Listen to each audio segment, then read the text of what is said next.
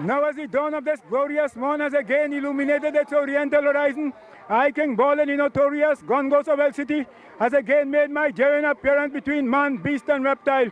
Today I am back on the warpath, dressed in battle array, ready to kill, brutalize, and slay, to suffer wounds and endure pain, if even death should be my gain. For as I look to the ages of the 16th century, invoking my crimes of the past, I can hear the aids of dying men, women, and children begging me to be merciful unto them. For I am that great human vampire, patrolling the streets by day and terrifying the nation by night. I, with my fearless, peerless character, built an empire of crimes, having no less than 500,000 trained outlaws under the influence of my supernatural power.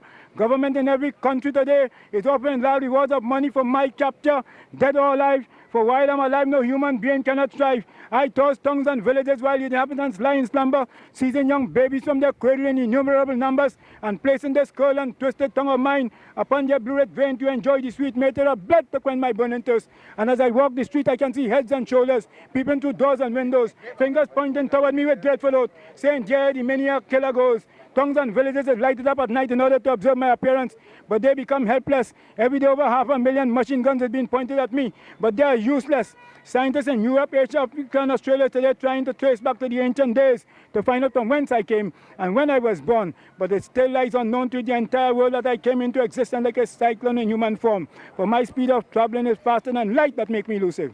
The voice has spoken. How long have you been playing robber? Since 1938. And what is the name of your portrayal today? I'm playing King of the Graveyard. That's why I have all the skulls and crossbones on me, portraying King of the Graveyard. Do you ever change your costume? Every year I change a new costume.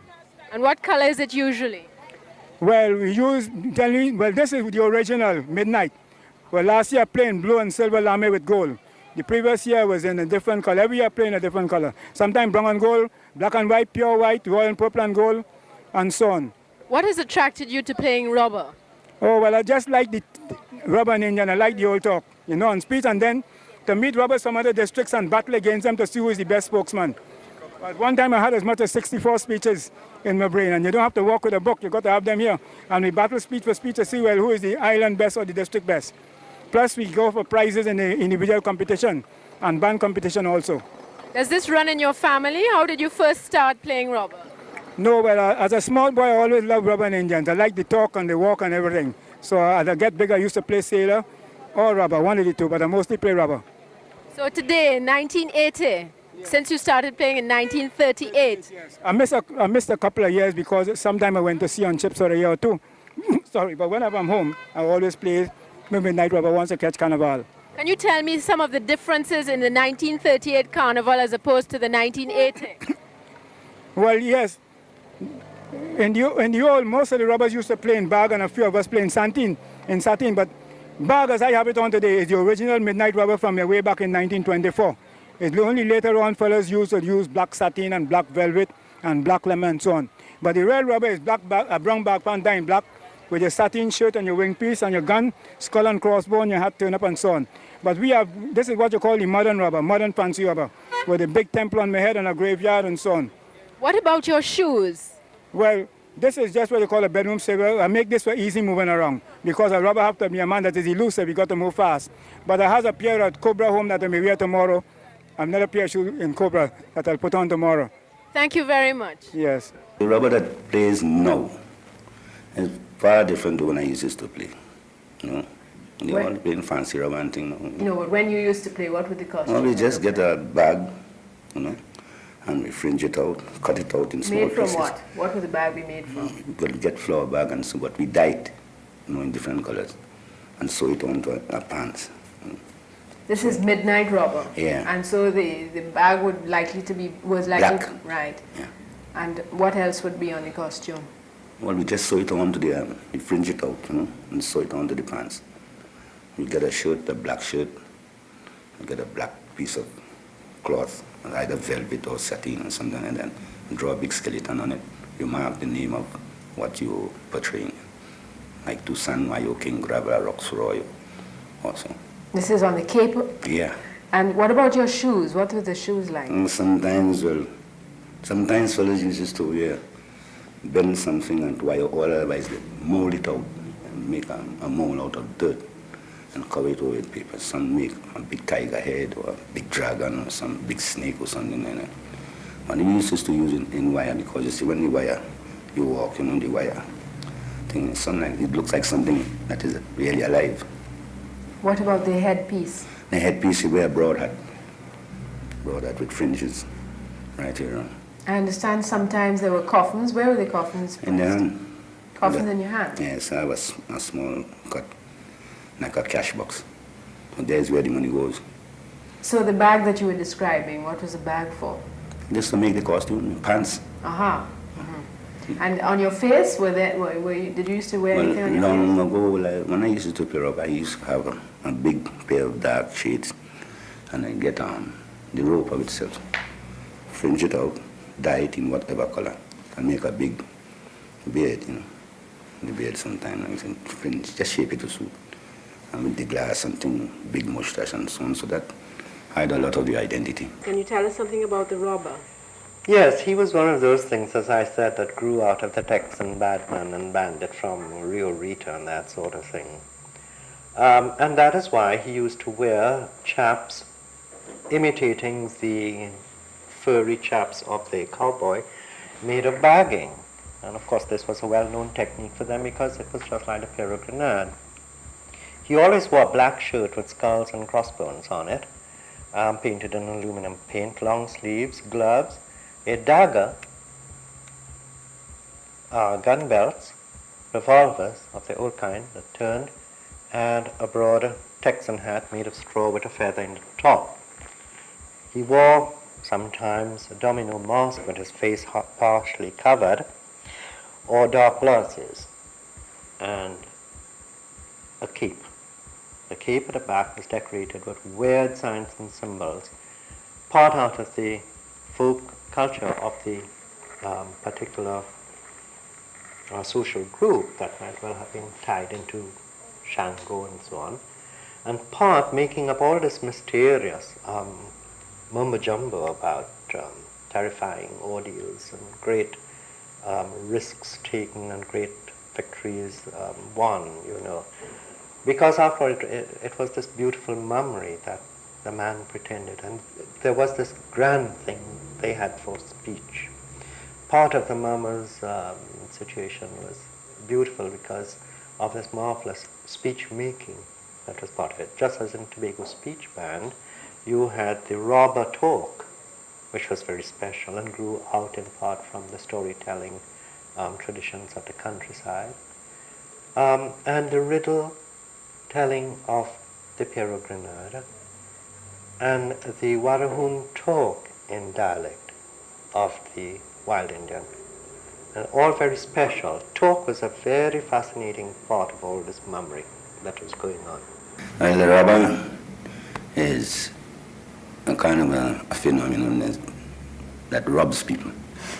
Like you walk in a lonesome place and this robber hide himself somewhere. They used to almost live in caves or bushes and big bushes, and you'll be coming up with whatever belongs you have, whether it's money or jewels, anything.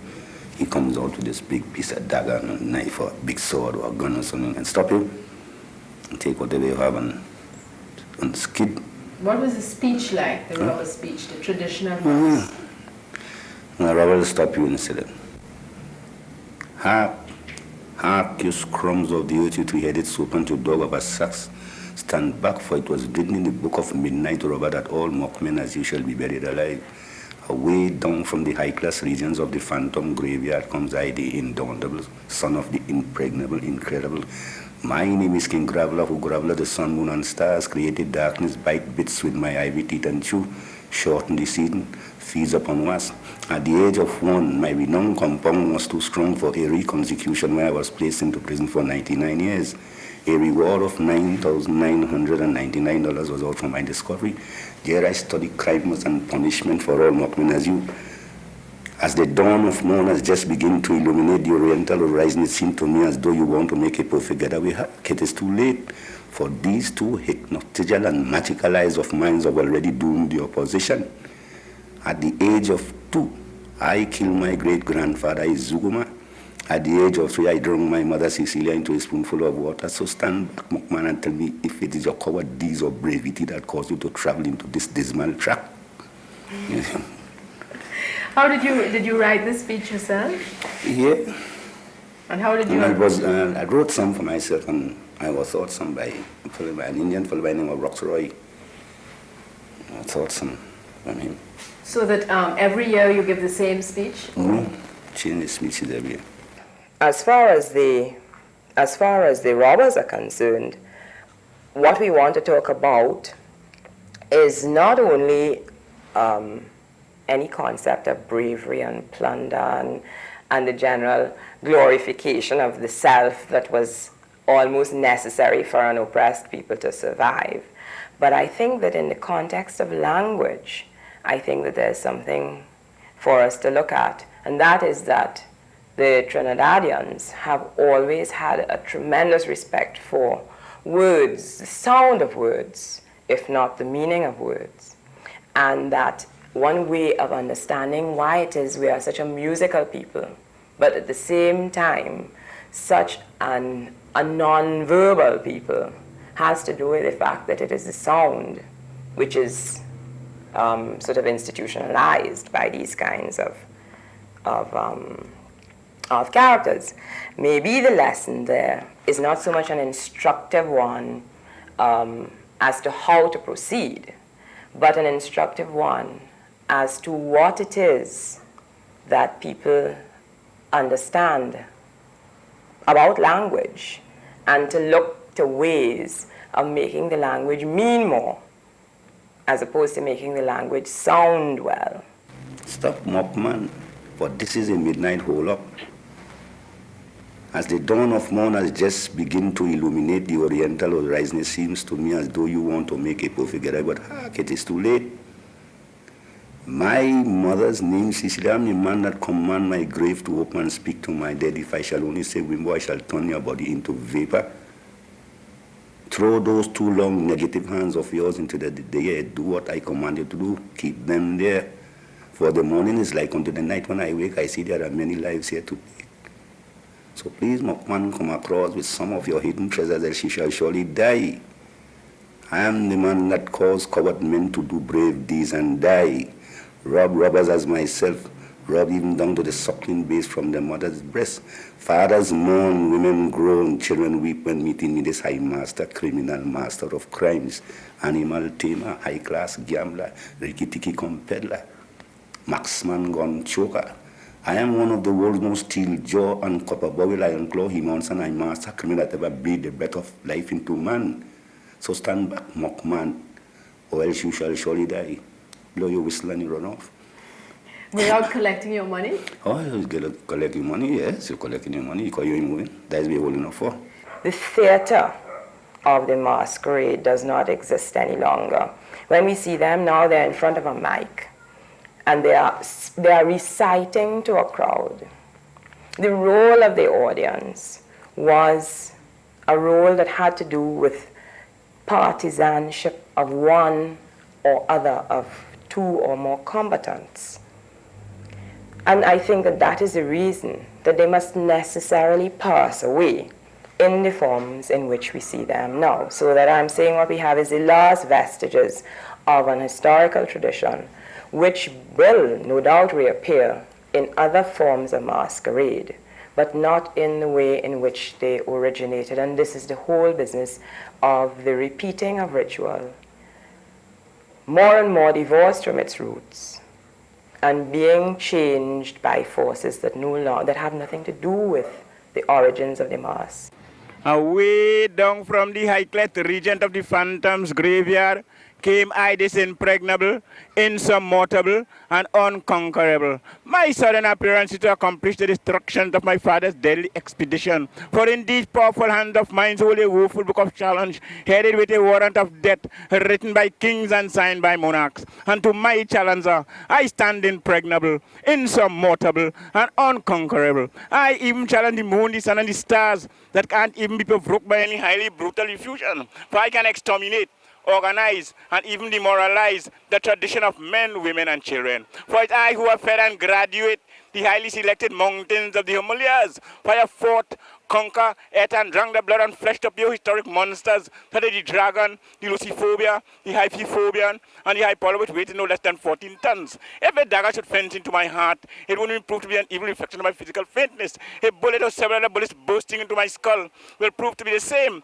For my Canada of coffee was sweet with gasper, the gall from the cobra, the blood from the rhinoceros, and the milk from the breast of the verminous or crepus. At night my bed was made of a pillar of fire, which I lie and dream of the Mississippi River overflowing with the blood of my defeated victims. So anyone tampering with me will be taking a chance, will be taking the last step to eternity. And to my challenger, I stand impregnable, insurmountable, and unconquerable.